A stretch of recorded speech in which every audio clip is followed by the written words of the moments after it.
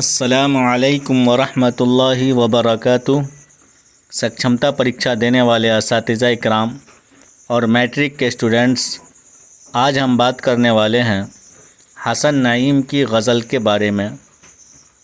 تو آپ سب سے گزارش ہے، درخواست ہے کہ آپ ہمارے چینل کو سبسکرائب کر دیں، لائک کر دیں، شیئر کر دیں اور بیل آئیکن کے بٹن کو دبا لیں تاکہ آپ کے لیے جو بھی سوالات و جوابات رہیں، کوسچن آنسر رہیں، وہ سب سے پہلے آپ تک پہنچ جائے۔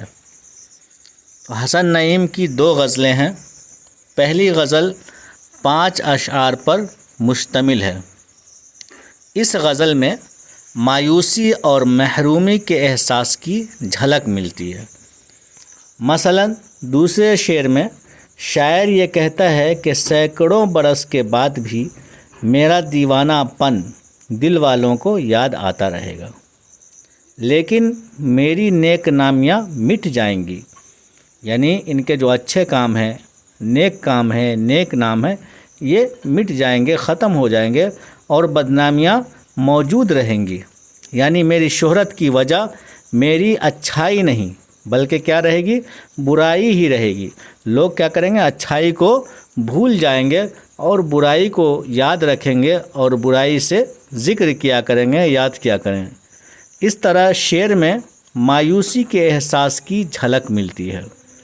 پہلی غزل کے جو اشعار ہے اس میں مایوسی کے احساس کی جھلک ملتی ہے۔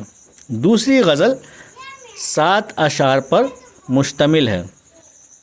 اس غزل کے مطالعے سے اس نتیجے پر پہنچا جا سکتا ہے کہ کوئی شخص اپنا دکھ، درد یا اپنا حال کسی دوسرے سے بیان کرتا ہے تو اس کے لیے وقت اور ماحول بھی سازگار ہونا چاہیے، یعنی حالات موافق ہونے چاہیے۔ جب کسی سے کوئی اپنا حال، دکھ یا درد بیان کرے تو ویسے بیان کرنے کے حالات بھی ہونے چاہیے، یہ نہیں کہ حالات کچھ اور ہے اور بات کچھ اور کی جائے۔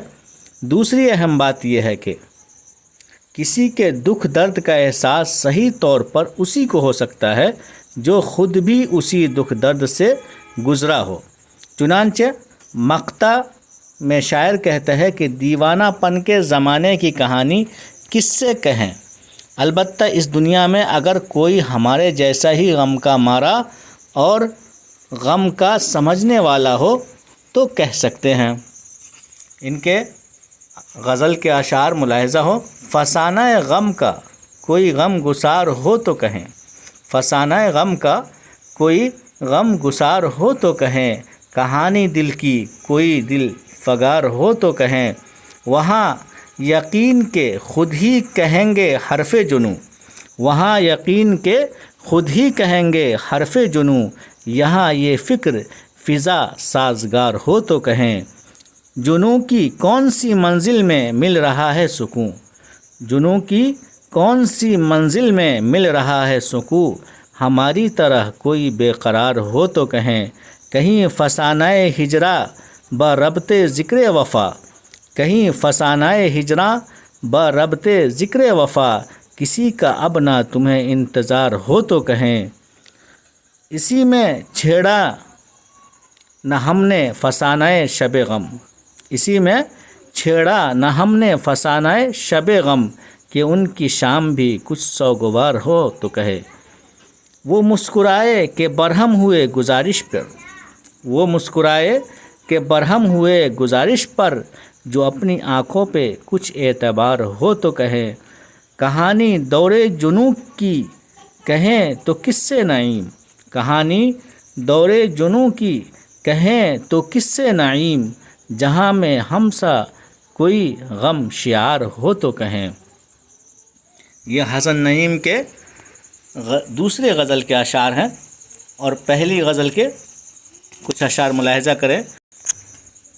اہل دل کو یاد صدیوں آئے گا میرا جنوں، اہل دل کو یاد صدیوں آئے گا میرا جنوں، شہرتیں ہوں گی فنا، رسوائیاں رہ جائیں گی، گفتگو تجھ سے کریں گی میری غزلیں صبح و شام، گفتگو تجھ سے کریں گی میری غزلیں صبح و شام، تیری خلوت میں میری تنہائیاں رہ جائیں گی، میں نکل جاؤں گا اپنی جستجو میں ایک دن، میں نکل جاؤں گا اپنی جستجو میں ایک دن، بزم یاراں میں خیال آرائیاں رہ جائیں گی۔ تو یہ کچھ اشعار تھے، جیسا کہ آپ عنوان دیکھ رہے ہیں، غزل ہے، اور کن کی غزل ہے؟ حسن نعیم کی، شاعر حسن نعیم ہے۔ آبجیکٹیو کوسچن آنسر یعنی معروضی سوالات و جوابات آپ کے سامنے پیش کیے جا رہے ہیں۔ تو سوالات دیکھتے ہیں، پہلا سوال کیا ہے؟ پہلا سوال ہے حسن نعیم کی پیدائش کب ہوئی؟ حسن نعیم کی پیدائش کب ہوئی؟ تو اس کا جواب ہے 1924 عیسوی۔ اس کا جواب کیا ہے؟ 1924 عیسوی میں حسن نعیم کی پیدائش ہوئی۔ اگلا سوال ہے حسن نعیم کی پیدائش کہاں ہوئی؟ تو اس کا جواب ہے پٹنہ۔ حسن نعیم کی پیدائش پٹنہ میں ہوئی۔ یہ پٹنہ لکھا ہوا ہے، پے کا نقطہ کٹا ہوا ہے۔ اگلا سوال ہے حسن نعیم کا اصل نام کیا تھا؟ حسن نعیم کا اصل نام کیا تھا؟ تو ان کا اصل نام سید حسن تھا۔ اصل نام کیا تھا؟ سید حسن۔ اگلا سوال ہے حسن نعیم نے کس شاعری کا گہرا مطالعہ کیا؟ حسن نعیم نے کس شاعری کا گہرا مطالعہ کیا؟ تو اس کا جواب ہے کلاسیکی شاعری۔ کلاسیکی شاعری کا انہوں نے گہرا مطالعہ کیا۔ اگلا سوال ہے حسن نعیم کے شامل نصاب پہلی غزل کتنے اشعار پر مشتمل ہے؟ تو پہلی غزل 5 اشعار پر اور دوسری غزل 7 اشعار پر مشتمل ہے۔ اگلا سوال ہے حسن نعیم کی پہلی غزل میں کس چیز کی جھلک ملتی ہے؟ تو اس کا جواب ہے محرومی۔ محرومی کی جھلک پہلی غزل میں ملتی ہے۔ اگلا سوال ہے حسن نعیم کس ادارے میں ڈائریکٹر کے عہدے پر مامور تھے؟ کس ادارے میں تھے؟ تو اس کا جواب ہے غالب انسٹیٹیوٹ دہلی۔ غالب انسٹیٹیوٹ دہلی میں یہ ڈائریکٹر کے عہدے پر مامور تھے۔ اگلا سوال ہے حسن نعیم کس شعبے میں ملازمت کرتے تھے؟ تو اس کا جواب ہے وزارت خارجہ۔ وزارت خارجہ میں یہ ملازمت کرتے تھے۔ اگلا سوال ہے حسن نعیم کا سلسلہ نسب کس صحابی تک پہنچتا ہے؟ ان کا سلسلہ نسب کس صحابی تک پہنچتا ہے؟ تو اس کا جواب ہے حضرت علی رضی اللہ تعالیٰ عنہ تک ان کا سلسلہ نسب پہنچتا ہے۔ اگلا سوال ہے حسن نعیم نے ابتدا میں فنی اور عروضی نکات کس سے سیکھا؟ فنی اور عروضی نکات کس سے سیکھا؟ تو اس کا جواب ہے فصیح الدین بلخی۔ اگلا سوال ہے تو وہ سورج ہے تیری ...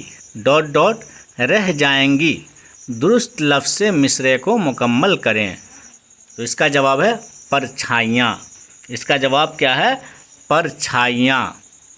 اگلا سوال ہے قلب و جان میں حسن کی رہ جائیں گی مصرع کو مکمل کریں۔ تو اس کا جواب کیا ہے؟ گہرائیاں۔ اس کا جواب کیا ہے؟ گہرائیاں۔ اگلا سوال ہے حسن نعیم کے لہجے میں اکثر کیا شامل ہو جاتا تھا؟ حسن نعیم کے لہجے میں اکثر کیا شامل ہو جاتا تھا؟ تو اس کا جواب ہے احتجاج۔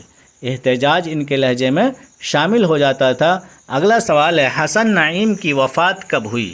حسن نعیم کی وفات کب ہوئی؟ تو اس کا جواب ہے 1991 عیسوی۔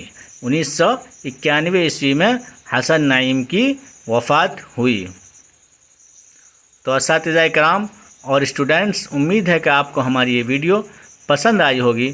تو آپ سب سے مؤدبانہ التماس ہے کہ آپ ہمارے چینل کو سبسکرائب کر دیں، لائک کر دیں، شیئر کر دیں اور بیل آئیکن کے بٹن کو دبا لیں، تاکہ جو بھی آپ کے لیے رہے ویڈیوز وہ سب سے پہلے آپ تک پہنچ جائے، اور سبجیکٹیو سوالات، گرامر کے سوالات وہ سب سے پہلے آپ تک پہنچے، اور آپ کو تیاری کرنے کے لیے کسی قسم کی دشواری نہ اٹھانا پڑے، بلکہ آپ کی تیاری سہل سے سہل اور آسان سے آسان ہو، اور آپ اچھے نمبرات سے کامیابی حاصل کریں۔